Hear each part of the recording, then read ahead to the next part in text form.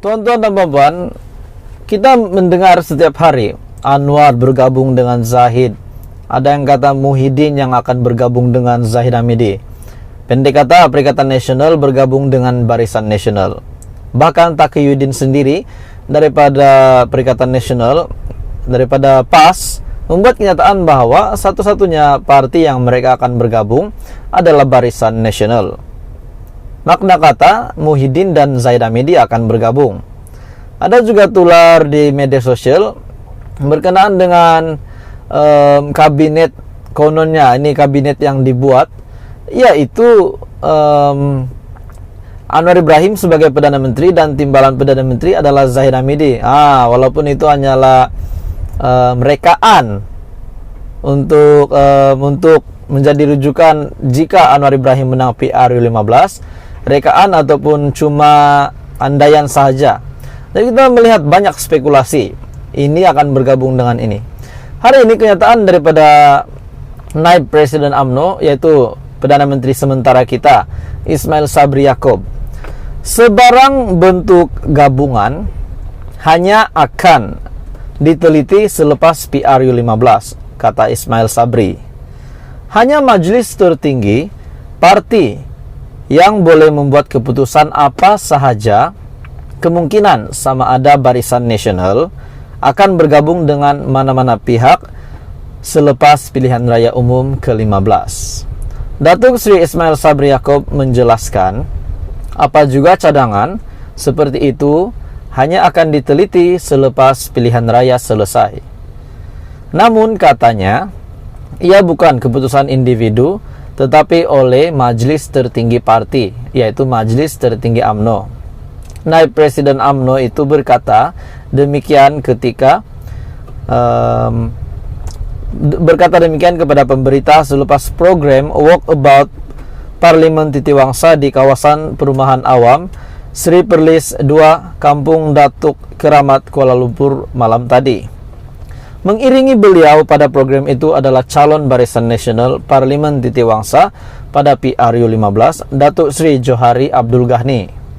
Ismail Sabri berkata demikian sebagai mengulas Setiausaha Agung PAS Datuk Sri Taqiyuddin Hasan bahwa parti itu akan bergabung dengan Barisan Nasional pasca PRU15 jika pihaknya tidak memperoleh kerusi mencukupi untuk membentuk kerajaan.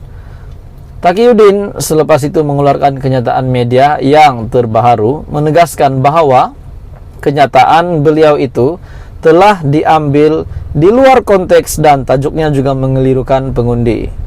Sementara pengurusi Perikatan Nasional PN, Tan Sri Muhyiddin Yassin pula dilaporkan menegaskan bahwa perikatan yang diterajuinya itu bertanding di pilihan raya umum ke-15 untuk menang dan menubuhkan kerajaan tanpa perlu bergabung dengan BN ataupun PH. Kenyataan daripada Muhyiddin Yassin sendiri, mereka ingin Perikatan Nasional untuk menang PRU15 tanpa perlu mengadakan apa-apa kerjasama ataupun gabungan sama ada dengan Barisan Nasional ataupun dengan Pakatan Harapan. Ini adalah kenyataan daripada Muhyiddin Yassin sendiri, pengurusi Perikatan Nasional. Namun daripada Taqiyuddin pula, yaitu parti komponen di dalam PN, yaitu PAS, mengeluarkan kenyataan bahwa mereka akan bergabung dengan BN sekiranya kerusi tidak mencukupi. Mereka bergabung untuk mencukupkan kerusi supaya menjadi majority membentuk kerajaan. Namun apa yang dikatakan Muhyiddin ini berbeza daripada apa yang dikatakan Taqiyuddin.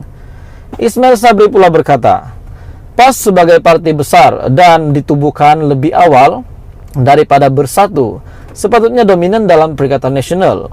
PAS adalah parti besar dan lebih awal daripada Bersatu. Sepatutnya PAS dominan serta mempunyai kuasa sendiri sebagai parti komponen. Ia sepatut ada C dalam gabungan PN, katanya. Bagaimanapun Ismail Sabri berkata, PAS dilihat sering dikritik rakan kerjasamanya itu setiap kali mengeluarkan pandangan berkaitan parti. Kita juga dapat melihat sini bukan UMNO saja bergolak, namun Perikatan Nasional juga bergolak pada ketika ini melalui kenyataan daripada Ismail Sabri ini. Jadi parti mana yang sepatutnya bergabung dengan parti yang lain supaya membentuk kerajaan? Taqiyuddin cakap lain, Muhyiddin cakap lain. Ismail Sabri pula mengeluarkan kenyataan bahwa PAS dan juga PN di dalam Perikatan Nasional juga mempunyai beberapa pergolakan. Jadi kata Ismail Sabri pas dilihat sedang dikritik rakan kerjasamanya itu setiap kali mengeluarkan pandangan berkaitan parti. Muhyiddin pula berkata, menegaskan bahwa perikatan yang diterajuinya itu bertanding untuk PRU 15 untuk menang dan menubuhkan kerajaan tanpa perlu bergabung dengan PH dan juga Barisan Nasional. Jadi tonton dan puan, berita hari ini, sebarang bentuk gabungan hanya akan diteliti selepas PRU 15, kata Ismail Sabri. Malam, salam sejahtera Malaysia. Berita tergempar untuk rakyat Malaysia pada malam ini pasti menggemparkan seluruh ahli politik, seluruh pemimpin di Malaysia dan mana-mana gabungan parti yang ada di Malaysia, khususnya yang bertanding pada PRU 15 pada 19 November. Isu hangat malam ini, isu hangat pada hari ini, pilihan raya umum ke-15.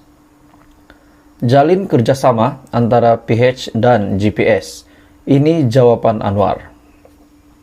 Kuching, Pakatan Harapan sentiasa terbuka untuk berbincang atau bekerja sama dengan mana-mana parti, termasuklah gabungan Parti Sarawak, GPS, kenyataan daripada pengurusi Datuk Seri Anwar Ibrahim. Bagaimanapun, jelasnya perkara itu akan dibangkitkan selepas keputusan 19 November ini. Menurutnya, Sabah dan Sarawak memainkan peranan besar dalam pembentukan Malaysia. Justru, perkara itu perlu diambil kira dengan sangat serius. Apakah kita hendak menutup perbincangan dengan GPS? Saya tidak pernah kaitkan itu, tetapi harus berlaku selepas pilihan raya. Selepas 19 November, barulah hal itu berbangkit. Ini kerana kita tidak mahu dilihat sebagai mengenepikan penyertaan yang bermakna dari Sabah dan juga Sarawak. Anwar yang juga Presiden PKR berkata, tumpuan Pakatan Harapan kini terarah kepada kerja keras untuk memastikan kemenangan calon dari 3 komponen PH, yaitu DAP, PKR, dan Amanah. PH katanya berpegang kepada prinsip akan tetap bekerjasama erat dengan kerajaan negeri meskipun berbeza parti pemerintah. Saya terima kenyataan bahawa kerajaan negeri Sarawak sekarang di bawah GPS. Tetapi kita bicarakan sekarang ialah kerajaan persekutuan. Sama ada GPS atau PAS di Kelantan, PH di Negeri Sembilan dan juga Pulau Pinang. Kerajaan persekutuan akan tetap bekerjasama erat dengan semua kerajaan negeri. Itu prinsip kita, tetapi kita mahu perwakilan daripada Sarawak dan Sabah yang kuat dalam PH, kerana ia memberikan ruang kepada kita untuk mendapat pandangan akar umbi dan dasar yang sama, katanya. Sementara itu, Setiausaha Agung DAP, Anthony Locke berkata, PH memerlukan sekurang-kurangnya majoriti 112 kerusi untuk membentuk kerajaan persekutuan.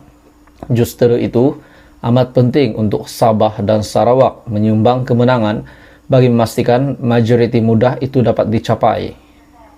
Kita tahu bahawa setakat kerusi kita di Semenanjung, kita tidak cukup untuk membentuk kerajaan persekutuan. Itu sebabnya kita harus memerlukan sokongan dan juga kerusi yang disumbangkan calon PH di Sabah dan juga Sarawak untuk mencukupkan majoriti sekurang-kurangnya 112 kerusi. Sebab itu kita datang merayu pengundi di Sarawak, terutama di kawasan yang pernah kita menangi, supaya terus memberikan sokongan kepada PH, kepada DAP, kepada PKR dan juga Amanah, supaya kita dapat membentuk satu kerajaan